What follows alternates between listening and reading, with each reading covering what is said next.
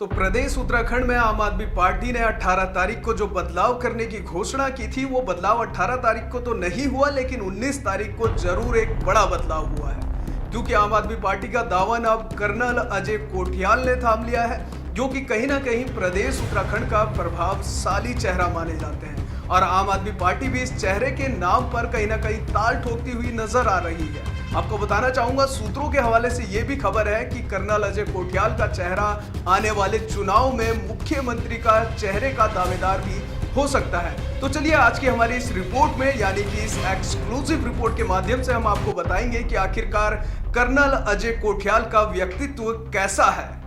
उत्तराखंड ही नहीं, देश में एक सम्मानित नाम है रिटायर्ड कर्नल अजय कोठियाल का, जिन्होंने आज बड़ी सादगी से आपका दामन थामकर नई पारी का आगाज कर दिया है। कर्नल कोठियाल लंबे समय से चल रही सारी अटकलों पर विराम लगाते हुए आम आदमी पार्टी परिवार में शामिल हो गए। देहरादून में कोविड को देखते हुए उन्होंने बेहद सरल समारोह में आप प्रभारी दिनेश मोहनिया की उपस्थिति में आपकी सदस्यता ली। इस दौरान वर्चुअली दिल्ली से आप संयोजक और दिल्ली के मुख्यमंत्री भी जुड़े, जिन्होंने कर्नल को सच्चा सिपाही बताते हुए उत्तराखंड नवनिर्माण की बात कही। उन्होंने कहा, आज उत्तराखंड में बेरोजगारी, पलायन जैसी बड़ी बड़ी समस्याएं हैं, जिन्हें पिछले 20 सालों से बीजेपी कांग्रेस अपने भ्रष्टाचार से बदलना नहीं चाहती है।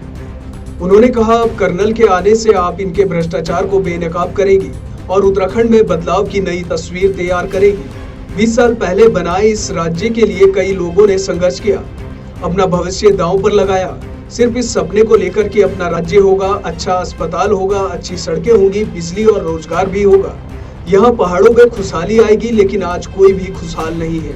पिछले 20 सालों से उत्तराखंड को कुछ नहीं मिला। स्कूल बंद हो रहे हैं, पलायन ने गांव वीरान कर दिया है। इसका जिम्मेदार कौन है? सिर्फ बीजेपी और कांग्रेस, जिन्होंने 20 साल उत्तराखंड में आपसी सहमति से राज किया। दोनों के राज में कई बार नेताओं के भ्रष्टाचार के मामले आए, लेकिन आज तक किसी भी दल ने एक दूसरे की जांच नहीं की। ये दोनों दल केवल मलाई खाना जानते हैं और जनता को लूटना जानते हैं। बीजेपी पर पलटवार करते केजरीवाल ने कहा, 4 साल बाद इन्होंने अपना मुख्यमंत्री बदल दिया। कहा, इन्होंने कोई काम नहीं किया। नया सीएम आया, उसने पुराने के फैसले बदल दिए। ये बीजेपी वाले उत्तराखंड के साथ मजाक कर रहे हैं क्या? उन्होंने कहा, उत्तराखंड का पानी और उत्तराखंड की जवानी अब बर्बाद नहीं होगी। उन्होंने उत्तराखंड की जनता से कहा, आप अपने रिश्तेदारों से पूछो जो दिल्ली में रहते हैं, वहाँ कैसी सुविधाएं मिलती हैं, आपको पता चल जाएगा। मुझे कुछ कहने की जरूरत नहीं है। उन्होंने कहा, हम मिलकर देवभूमि के विकास का नया मॉडल बनाएंगे।